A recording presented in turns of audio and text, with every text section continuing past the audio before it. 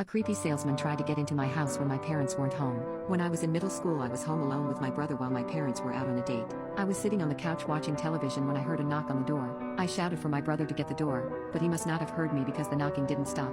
Eventually I got up and answered the door myself, and when I opened it I saw a sleazy-looking salesman. He started trying to sell me something, but I told him I wasn't interested and tried to close the door. He stopped me, jamming his foot between the door and the frame as he kept talking about all the different models and colors this thing came in. I kept trying to tell him no and shut the door, but he wouldn't listen. The salesman was also slowly pushing his way into the house even though I was putting all of my effort into keeping the door closed. At this point I was starting to get really scared, but fortunately my older brother finally decided to come downstairs and saw what was happening. My brother, who is very tall and has a famously short temper, pushes the salesman out of the doorway and slams the door shut, yelling that we weren't interested and that he needed to leave. I saw the guy walk off through the window and, feeling really shaken by the way he was acting, called my friend who also lived in the neighborhood to tell her what was going on. She was home alone that night too, and apparently the